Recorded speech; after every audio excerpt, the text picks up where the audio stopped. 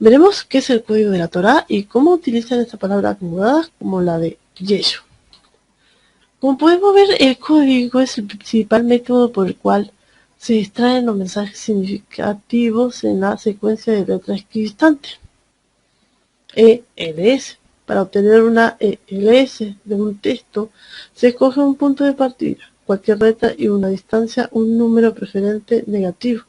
Entonces, comenzando en el punto de partida, se selecciona la letra del texto equidistante separada por el número que se haya elegido para la distancia. Por ejemplo, en la oración, entre cojos, osados. En negrita, leída de izquierda a derecha, separada por una distancia de 4 letras, forma la palabra ecos. Los espacios y los signos de puntuación se deben ignorar. Estos son código cabalístico, así que tengan cuidado con estas mentiras. Si notamos, vemos que las palabras que están anotadas en celeste son extraídas de una oración. La palabra eco es el caso Jesús, fue tomada de Yema, Yemo, Usikono, que su nombre se aborra de decir que es una cruz. Ahora vemos que el notaricón, que es lo mismo. Una especie de acrónimo notaricón hebreo es un método para seleccionar una palabra usando cada una de sus iniciales a sus letras finales para formar otra palabra formando una oración o idea diferente. Otras variaciones son utilizar la primera y última letra o las dos letras intermedias de una palabra, etc., para formar otra palabra. La palabra notaricón se refiere al latín. Notarius significa escritura a corta mano. Notaricón es uno de los 3 antiguos métodos cabalísticos. Los otros 2 son gematría y temurá, usados por los cabalistas para reordenar palabras y oraciones en la Biblia y derivar en un sustrato esotérico y un más profundo significado espiritual en la palabra. Notaricón también fue usado en la protociencia alquimia, así que presten atención cuando escuches sobre este tema, sobre esta palabra también, porque es otra mentira cabalística judaica. Estas cosas de reordenamiento de palabra es Kabbalah. No son más que invento cabalístico, como también es el caso de la gematría. Y como podemos ver, la Kabbalah y la gematría van juntas de la mano. Inicialmente el término Kabbalah, que en hebreo significa recibir, se utilizaba para denominar a la tradición oral de la ley judía, es decir, el Talmud. Solo más adelante pasó a definir a la corriente mística dentro del judaísmo que pretendía develar los secretos de la divinidad y el universo. Como dijimos, las sefirot están unidos mediante 22 caminos, cada uno de los cuales tienen asignada una letra y que conforman para los cabalistas la diversa ruta del mundo inferior material hasta la esfera de lo divino. Fíjense que todo es nueva erista. No tiene nada que ver con nuestro creador. Así que huyan de estas cosas. Hay que huir. Y tenemos la figura, que es el Shogar, uno de los más importantes textos de referencia para los cabalistas. Consta de 22 volúmenes en su versión original, algo que no es casualidad. Como podemos ver, el ejemplo de la geometría se hace una interpretación usando geometría, notaricón, un temural en esta representación. El valor numérico de la palabra gematría es 273. Entonces se están sumando todos los números de la palabra gematría y le da 273. La expresión siguiente tiene el mismo valor numérico. El valor numérico de la palabra Cábala es de 678. Cuando se calcula según los nombres de la carta, el relleno de la palabra gematría tiene el mismo valor numérico que es lógica, porque gematría es la parte de la Cábala. Lo más importante es saber que estamos entendiendo de a poquito que la numerología, que viene a ser la gematría, es lo mismo, y los códigos en la Torá no existen. O sea, los códigos en la Biblia no existen. Miren lo que hacen para decir que el nombre del creador tiene 26 letras y que la Yod, la Hei, la Ba y la Hei simplemente están mostrando sus iniciales. Diciendo que la Yo tiene el número 10, la Hei el número 5 y la Ba el número 6 y la Hei Word el número 5, entonces tiene el número 26, da como resultado el nombre del padre con 26 letras. Entonces, la gematría del Shem es de 26 letras. El número 26 es también la suma de los números de la Sefirot del pilar central del árbol de la vida, es decir, que lo está comparando con la Cábala. Así que también es una de las cosas a tener en cuenta y a salir corriendo de estas cosas que no tienen nada que ver con la Torah de Yahweh. La gematría, el notaricón y la temurá son 3 mecanismos para la lectura de la Cábala, que supuestamente está escrita en el lenguaje de Dios, según la Torah. Estos son lo que dicen los judíos. No es verdad. Está numerada según la escala de Fibonacci, refiriendo el mecanismo del mundo, incluyendo todo un manual para inmiscuirse en él. Y por supuesto acá tenemos el gran engaño cabalístico del codificado en hebreo del nombre de Yeshua en Isaías 53. Y lo podemos ver marcado en rosado, el cual dice que su nombre es Yeshua. Y se hace cada no sé cuánta letra, que son los acrónimos que estaba leyendo yo más arriba. Entonces seguí buscando para seguir averiguando y bueno, acá tengo otro totalmente falso, a donde están los códigos falsos disque de la Torah. Entonces dice: el libro de la revelación de Apocalipsis, escrito por San Juan, en uno de los capítulos más conocidos y temidos de la Biblia, por cuanto en él se narran en una descripción simbólica y metafórica el fin de los tiempos y el fin del mundo. Además del renacer de una nueva era, no importa eso, porque ya la nueva era de espiritualidad para el ser humano. Sin embargo, el libro de libros también escondería en su página, según algunos autores, unas especies de sorprendente código secreto que revelarían acontecimientos significativos de la historia en la humanidad, tanto pasado como la Segunda Guerra Mundial, la llegada del hombre a la luna, el asesinato del presidente John Kennedy, como futuros. Y estos son todos los códigos que, según ellos, predice el futuro y también los acontecimientos pasados. Entonces, más abajo, ya sin sentido, un grupo de matemáticos israelíes encabezado por Eliyahu Rib. Entonces, ¿qué hago yo? Vamos a buscar a Eliyahu Rib. Eliyahu Rib, dice ruso, 2 de diciembre de 1948, es un matemático israelí conocido por sus investigaciones en el campo de álgebra.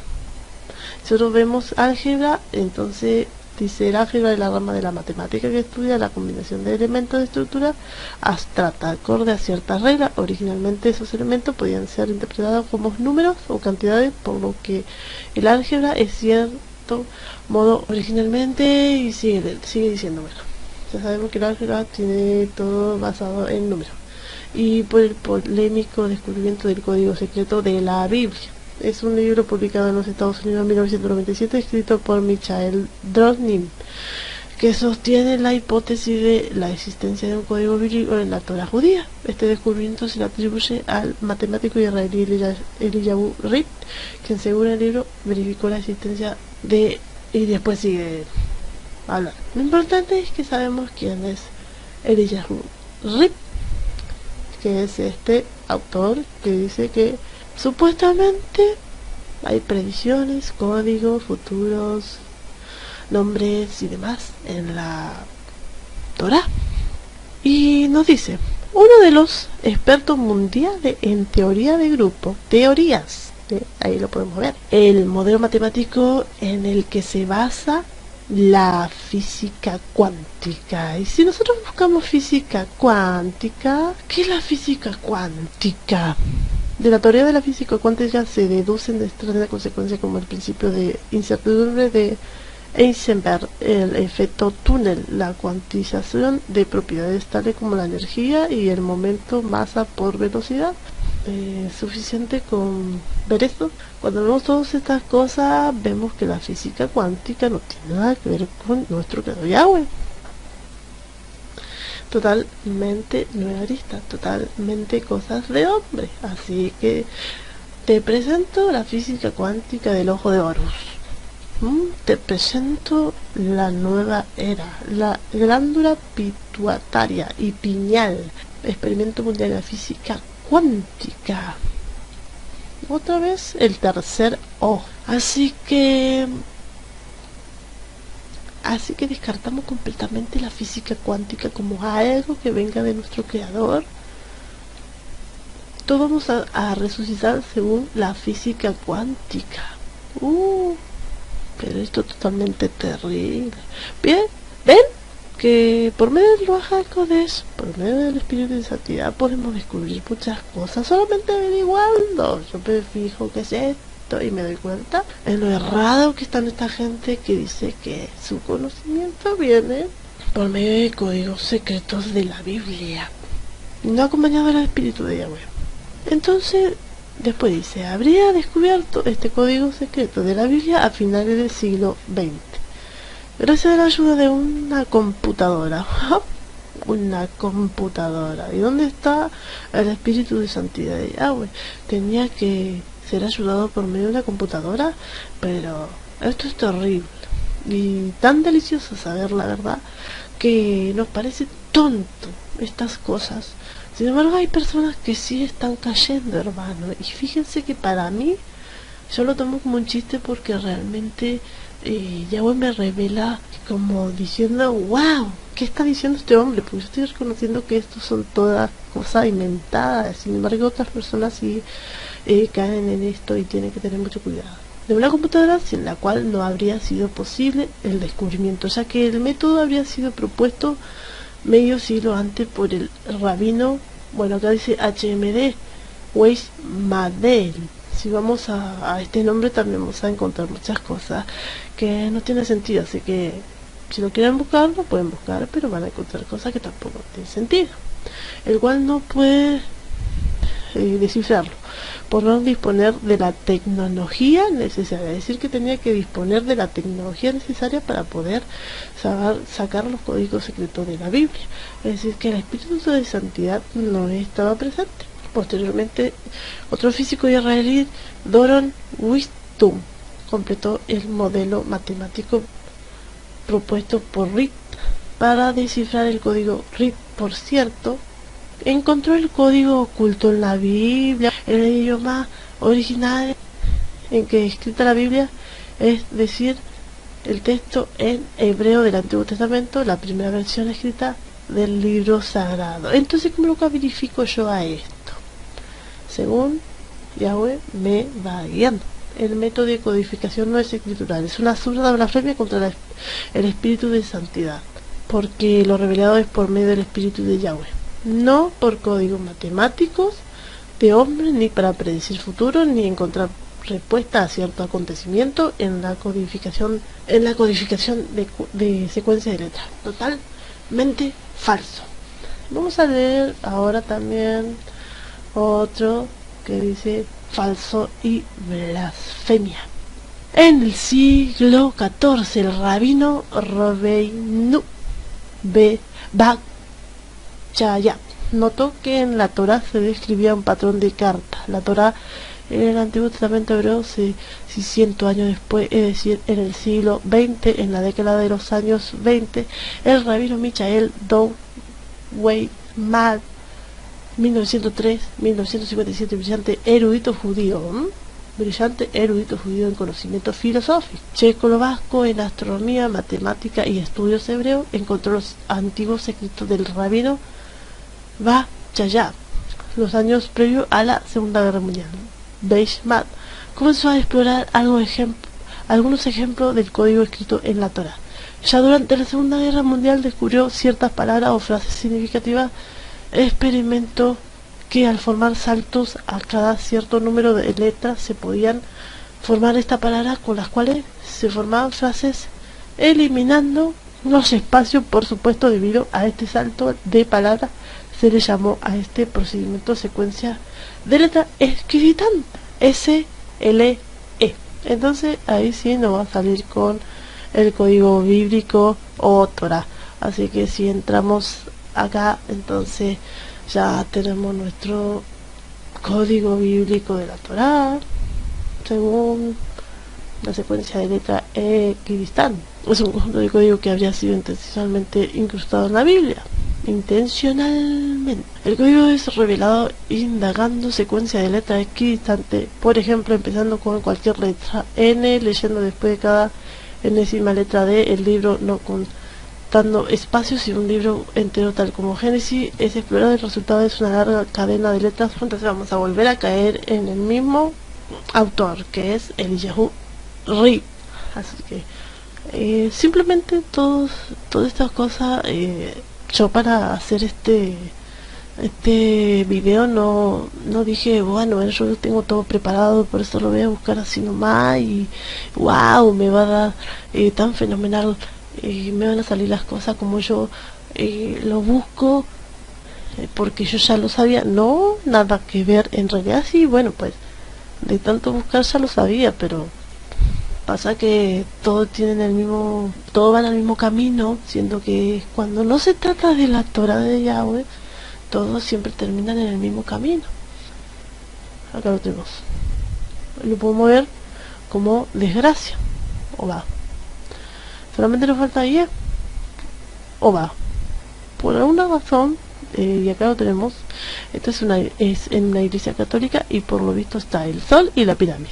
Así que con la pirámide y el sol ya nos dice todo que es una palabra de un demonio, siendo que de significado de desgracia, ruina, desastre. Bien, teniendo ya más o menos entendido cómo se fue introduciendo el nombre falso de Jesús, y que nada tiene que ver con Yeshua, que tampoco es un nombre, eso es sustantivo y es arameo caldeo, y que nada tienen ambos que ver con el nombre hebreo del Mesías, ya o sea, entonces podemos dar por terminado esto. Por ejemplo, acá Jesús en distintas culturas paganas, por ejemplo Jesús, también llamado Jesús en la religión celta, era el dios supremo de Israel de las religiones paganas, pero originalmente ese nombre proviene de la antigua Babilonia, porque Jesús es igual a eso, y eso es uno de los principales títulos de Tamuz, que significa Señor, y que dio origen a distintos nombres de dioses paganos en diversas culturas, mitología de todas las razas. Eso Isi en lenguaje cuneiforme, eso es un dios temible de engaño en África. Eso se pronuncia Esos en la versión rusa de Jesús. Eso Isus versión croata de Jesús. Esus Esis versión mongol de Jesús. Entonces Jesús es igual a Jesús es igual a Jesús. Jesús, representación de Jesús, es un dios principal galo de la mitología celta, famoso por su representación en el bloque del pilar de los Nautae. Era considerada una divinidad propiamente naturaleza. En el bloque aparece talando un árbol con una herramienta podadora. También es conocido como Señor. Acá lo tenemos a Jesús. Sin embargo, Jesús también acá del hebreo, el que decía yo, Jesús, caballo, y bueno, ciertamente es algo para tomar en cuenta, no para burlarme de mis hermanos en cual todavía sigue el nombre de Jesús. Otro tema que me gustaría tocar es el tema del tetragramatón. Si nosotros buscamos tetragramatón, vamos a ver que nos sale. Así de simple, ya está. Ahí cuando nos vemos esa imagen, lo primero que nos sale es un tetragrama de la estrella de 5 puntas. Y un tetragramatón, verdaderamente su significado tiene, no es nada bueno.